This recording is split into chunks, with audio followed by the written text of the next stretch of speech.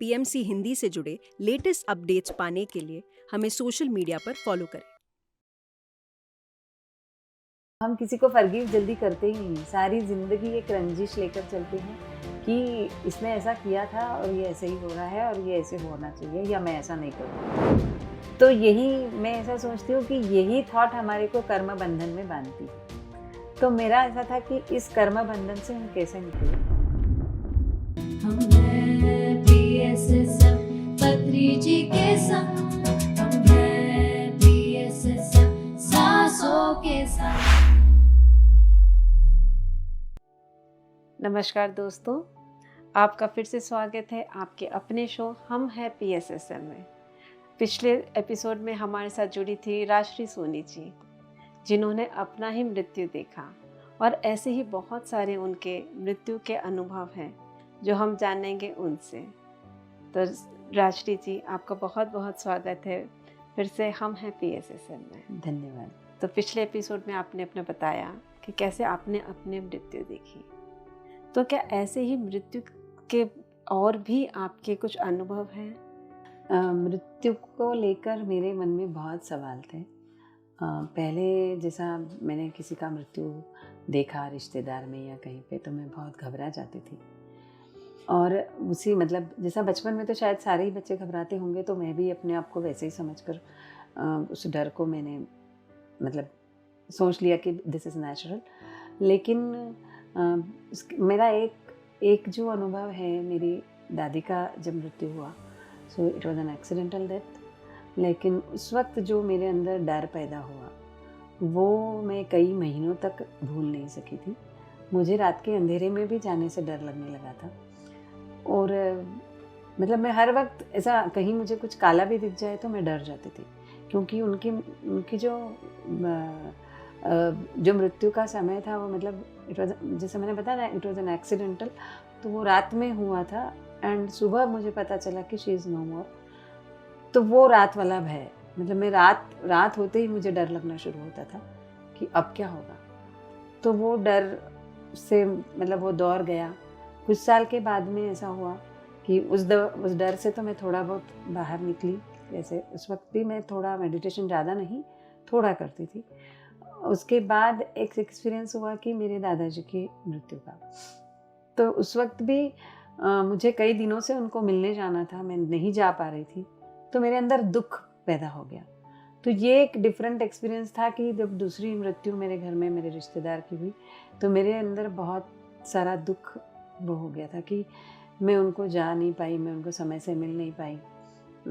लेकिन उनकी मृत्यु मेरे जाने के बाद ही हुई।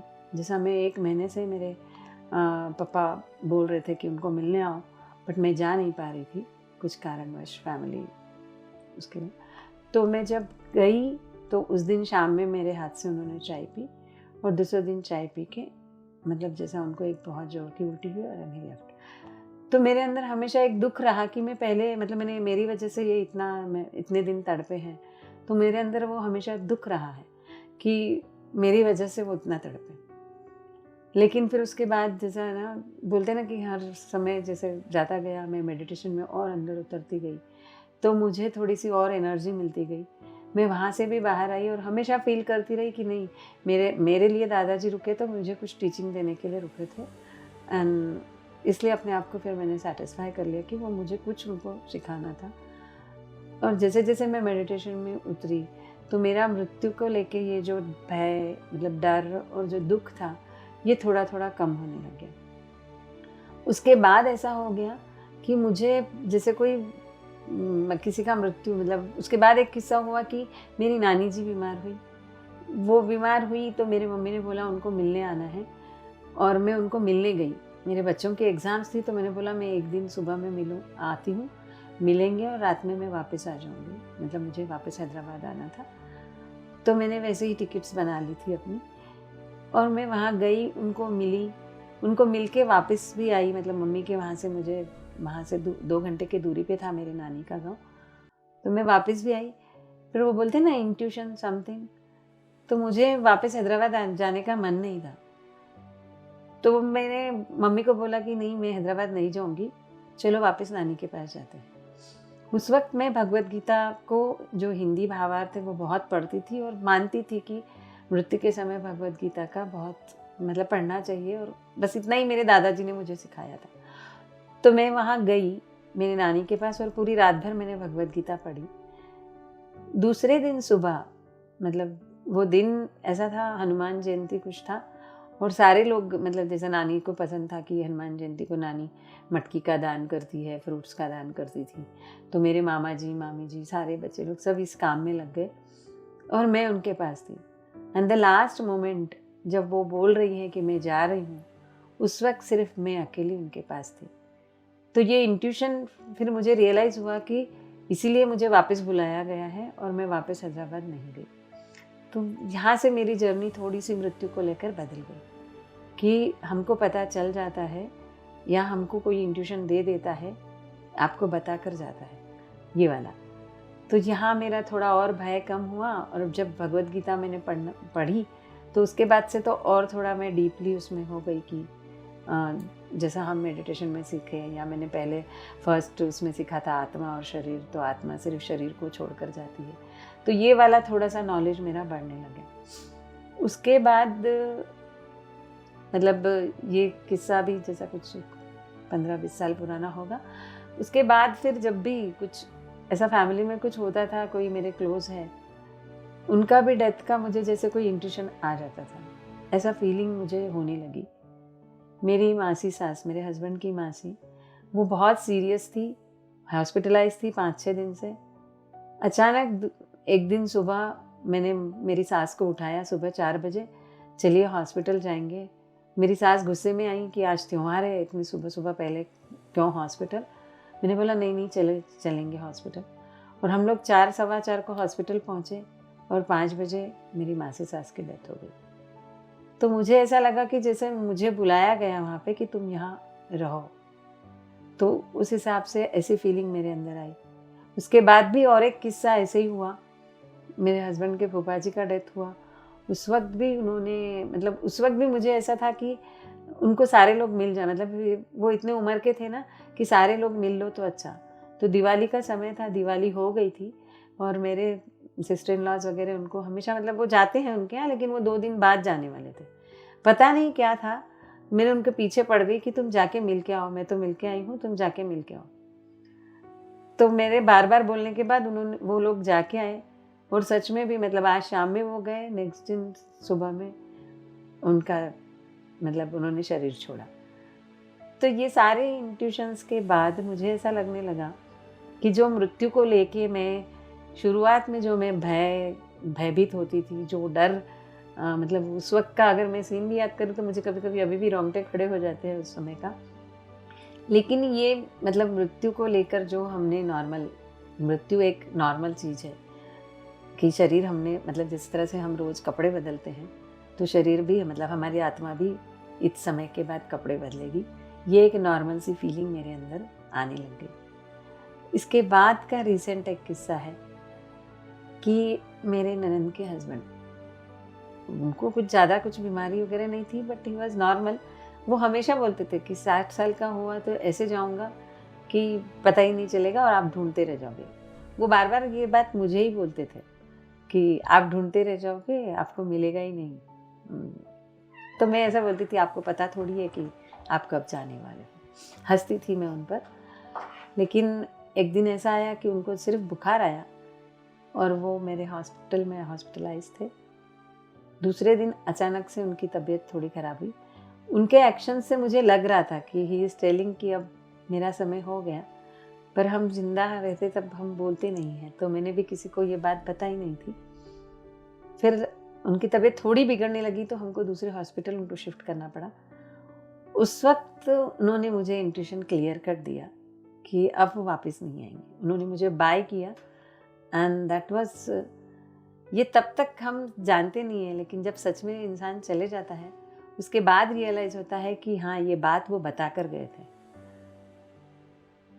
ये बात फिर बाद में सबको रियलाइज़ हुई। इवन मेरी ननद भी बोली कि आपको जाते जाते उन्होंने बाय किया था, और हम लोग बोल भी रहे थे कि हम वापस आएंगे, बाय क्यों कर रहे। बट फिर उन्होंने भी उस बात को एक्सेप्ट किया। उनकी डेथ के बाद मुझे जो रियलाइजेशन आया कि हमारी आत्मा का एक सफ़र चलता है जो हमको कुछ समय तक मतलब हम तय करते हैं कब तक होगा और कब हमको जाना है, और आगे भी हमारी प्लानिंग, सोल प्लानिंग कुछ होती है। वो प्लान कंप्लीट करने के लिए हम मतलब इतने ही समय तक यहाँ रहते हैं, और फिर चाहे कुछ काम हम सोचते हैं कि उनके ये काम अधूरे रह गए, लेकिन जो बोलते हैं ना, जाने वाला सोल डिसाइड ही करके आया था कि उसको कितने काम करना है और कितने छोड़ कर जाना है। क्योंकि उनका एग्जाम्पल था, हम उनको बोलते थे जीजा जी को कि बच्चों का भी अभी शादी वादी सब बाकी, वो सब तुम लोग देख लोगे, मुझे पता है। उनके आंसर्स ऐसे होते थे। तो वो आंसर्स मुझे हमेशा पहले तो वो करते थे, लेकिन उनके जाने के बाद ये रियलाइज़ हुआ कि सच में ही सोल की कुछ अपनी प्लानिंग है, अपने कुछ मतलब सारा कुछ तय करके आती है सोल। तो अब जो भय है कि मतलब जो भय था पहले मृत्यु को लेके, या जो दुख था, वहाँ से अब मतलब ये जो मेडिटेशन के रास्ते में आने के बाद, मेडिटेशन के चलते हुए या इस रास्ते पे चलते हुए ऐसा लगने लगा है कि ये सब नॉर्मल है, आना जाना ये तो तय है, और इसमें कुछ दुख, भय, परेशान होने की कोई बात नहीं है। ये इतना नॉर्मल है जितना कि आज आया और कल गया। जैसा हम बचपन मतलब छोटे रहते हैं, फिर बड़े हो जाते, तो हम रोते थोड़ी है कि मेरा बचपन चला गया या मैं बड़ा हो गया। तो उसी तरह से ये भी एक हमारी जर्नी है हमारी लाइफ की। ये मैंने इतनी सारी मृत्युओं को देखने के बाद रियलाइज़ किया। अभी भी कभी भी बात होती है तो मैं अपने इन-लॉज़ को भी समझाती हूँ, मेरे पेरेंट्स को भी समझाती हूँ। तो कभी कभी होता है कि अरे उदास हो जाए, उदास होने की कोई बात नहीं है। ये हमने जितनी जर्नी तय करी है हम उतना पूरी करेंगे। आप आज जा रहे हैं बोलने से भी नहीं होगा, आप कल जाओगे बोलने से भी कुछ नहीं होगा। वॉट एवर यू हैव, आप कुछ डिसाइड करके ही आए हो, उतना तो आपको करके जाना है। तो कहीं ना कहीं आप अपने रिश्तेदारों को, सबको तैयार कर रहे थे टू फेस इट न्यूट्रली। वो कितना उसको आसानी से एक शांत भाव से वो मृत्यु को एक्सेप्ट कर सके, इसीलिए आपको इंट्यूशंस भी आ रहे थे, तो आप उनकी भी वो वैसे मदद कर पा रही थी। तो इसके बाद जैसे मृत्यु भी एक हमारी एक सोच थी कि मृत्यु होता है, मृत्यु कुछ नहीं होता। क्या ऐसे और भी बिलीफ सिस्टम्स हैं जिसको आपको लगता है कि हमें उसको परिवर्तन करना है या उनको छोड़ना है? बहुत सारे हैं। देखिए, पुराने लोगों के अब तो फिर भी बहुत कम हो गए। पुरानी मान्यताओं में देखा जाए तो बहुत सारे ऐसे बिलीव्स थे कि ये नहीं होना चाहिए, ये नहीं करना चाहिए, ये करने से ये खराब। मतलब सिंपल सा एग्जांपल ले लो तो कांच का टूटना, इसको भी एक मतलब एक बिलीफ सिस्टम में बना दिया था कि कांच टूट गया तो ये वाला काम नहीं करना।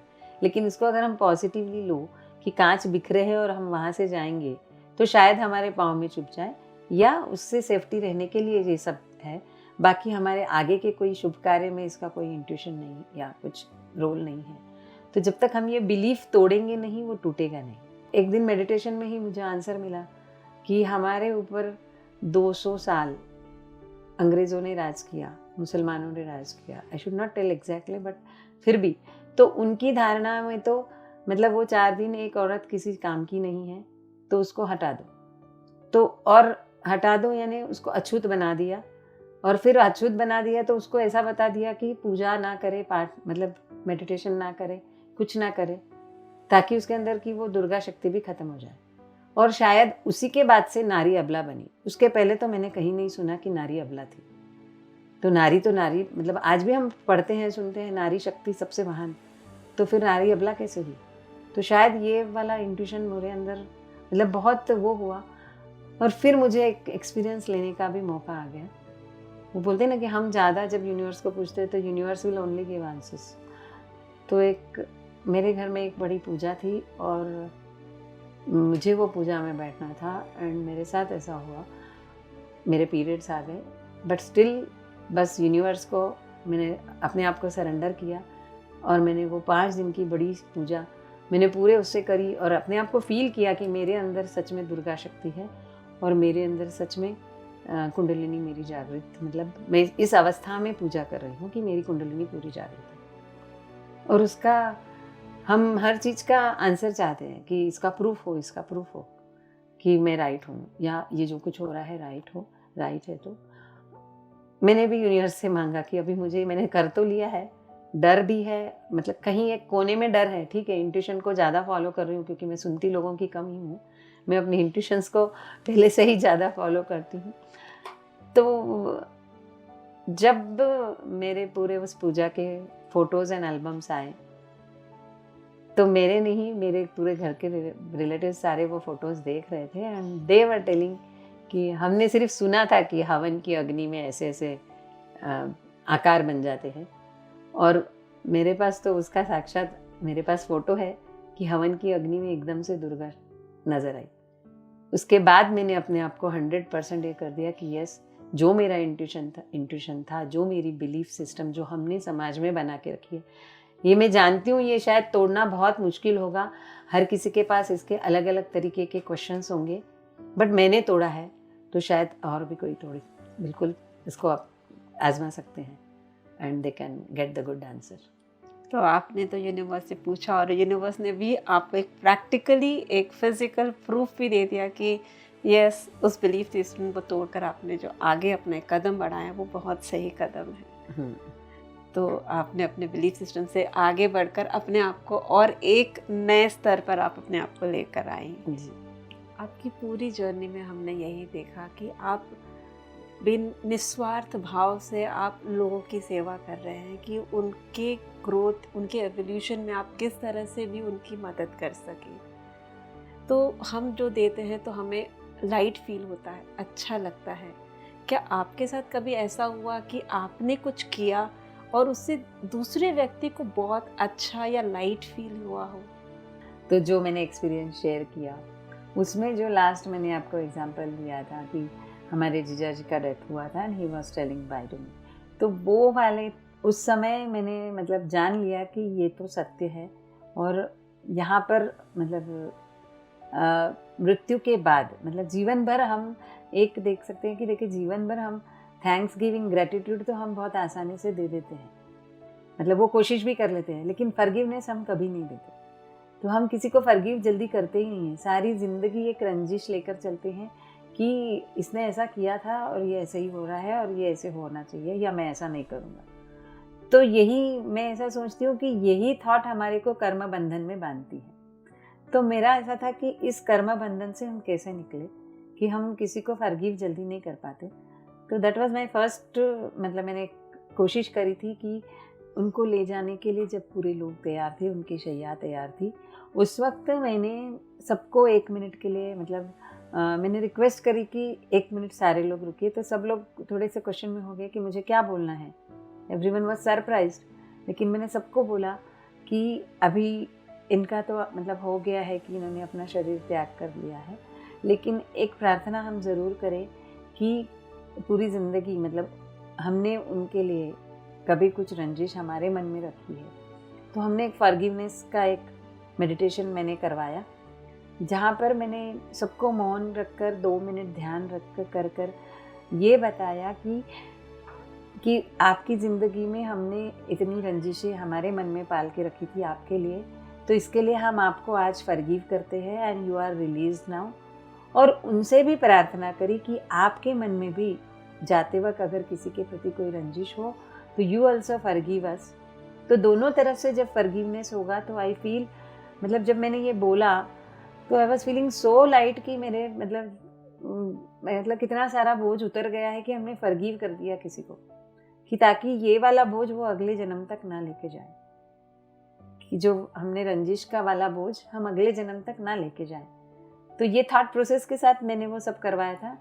और मैंने जब बोलना शुरू किया था एवरीवन वाज शॉक कि क्या बोलना चाह रही है, मतलब एक लेडी इतनी भीड़ में कुछ बोल रही है तो सबको थोड़ा सा लगता है कि क्या बोल रही है, बट एवरीवन वाज कि सब एकदम थोड़ी देर के लिए, क्या मैंने 1 मिनट के लिए मौन कराया, सब लोग 3 मिनट के लिए मौन हो गए कि मैंने बहुत बड़ी बात कराई। एंड मैंने कि जब पूरा लेके जाकर शाम में मुझे वहाँ पर मतलब सारे लोग शाम में वापस जमते हैं, तो वहाँ पर सब ने मुझे बोला इतना अच्छा लगा, इतना लाइट फीलिंग आया।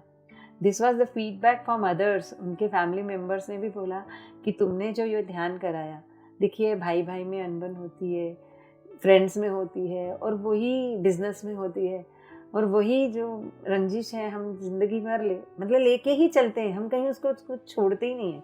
हम बोलते हैं हम छोड़ दिए, लेकिन हम फॉरगिव नहीं करते हैं। तो वो फॉरगिवनेस वाला थॉट मेरे अंदर बहुत मतलब था कि ये होना चाहिए, और हर इंसान फॉरगिव करके मतलब यहाँ का हिसाब यहीं ख़त्म करो एंड देन गो अहेड। तो इस जीवन का हिसाब यहाँ जब हम ख़त्म करके जाएंगे तो अपना अगला जो सफ़र होगा वो बहुत लाइट फील होगा। तो शाम में मुझे लोगों से ये फीडबैक आया कि इतना हल्का महसूस हो रहा है, मान लो हमारे दिल का भी कोई बोझ उतर गया हो। And this is the power of forgiveness, कि हम इस जन्म का फॉरगिवनेस इसी जन्म में कर दो तो हम कर्म बंधन में नहीं पड़ेंगे। और यही थॉट प्रोसेस के साथ मैंने वो उस दिन मैनिफेस्ट किया एंड एवरीवन वाज हैप्पी। और उसके बाद तो मेरे साथ उसी भीड़ में से 2-4 लोग मेरे साथ रेगुलर मेडिटेशन में जुड़ गए। मैं जो गीता का पाठ में गीता का उच्चारण करना सिखाती हूँ उसके साथ जुड़ गए। देन दे थॉट कि ये इस थॉट प्रोसेस से हम भी चले तो हमारा जीवन भी कुछ एक डिफरेंट इस पे जाए। हम जो अभी तक जैसा करते आ रहे थे मृत्यु के बाद की क्रिया, तो उसको आपने एक नया स्वरूप, एक नया आकार दे दिया कि जिसका असर हो रहा है और जिससे उसका नेक्स्ट बर्थ और ब्यूटीफुल हो रहा है। तो आपने बहुत खूबसूरत तरीके से आपने ये सब किया। इट इज़, इसके लिए कुछ शब्द भी कम पड़ेंगे जो आपने जो क्रिएट किया है ये चीज़। राइट। और मैं तो मतलब मेरा ये सभी से एक्चुअली माय मैसेज कि हर कोई मतलब ये सबके, ये तो सत्य है ना कि हर इंसान आया है तो जाएगा, बट एटलीस्ट जाते वक्त तो अगर जिंदा है तभी करो तो बेटर है, बट एटलीस्ट कुछ नहीं तो जाते वक्त तो फॉरगिवनेस करिएगा, ताकि हम भी हल्के हो और जाने वाला भी हल्का होकर जाए। और इसके लिए ये थॉट प्रोसेस के लिए मुझे इतने सारे फिर कॉल्स आए बाद में कि लोगों ने मुझे आर्टिकल लिख के मांगा कि इसको हमको आर्टिकल बना के दो और हम हमारे बुक में छापेंगे। और महाराष्ट्र की 2 बुक में ये मेरा आर्टिकल छपा भी है। तो बहुत बहुत धन्यवाद राजश्री जी आपका। आपने अपने हर एक अनुभव को हमारे दर्शकों के साथ साझा किया। आपने कैसे अपने आप पर इतनी गहराई से काम किया और फिर अपने बिलीफ सिस्टम से आगे निकलकर अपनी रियलिटी क्रिएट की। तो देखा दोस्तों आपने, एक कॉन्शियस मास्टर किस तरह से जब अगर अपने आप पर काम करना शुरू करता है तो फिर वो बहुत कुछ कर सकता है। तो राजश्री जी हमारे लिए एक बहुत बड़ा इंस्पिरेशन है कि हम अपने बिलीफ सिस्टम को तोड़कर आगे निकल सकते हैं, हम अपनी रियलिटी क्रिएट कर सकते हैं। और यूनिवर्स तो हमेशा हमें बहुत कुछ देने के लिए तैयार है, बस हमें सही तरीका आना चाहिए यूनिवर्स से बात करने का। तो फिर उम्मीद है कि आपने बहुत कुछ जाना, सीखा और समझा। तो ऐसे ही हम हैं PSSM के अगले एपिसोड में मिलेंगे ऐसे ही और एक सीनियर मास्टर के साथ। तो तब तक मुझे विजेता को दीजिए इजाज़त और आप देखते रहिए PMC हिंदी। धन्यवाद। PMC हिंदी बदले जीवन।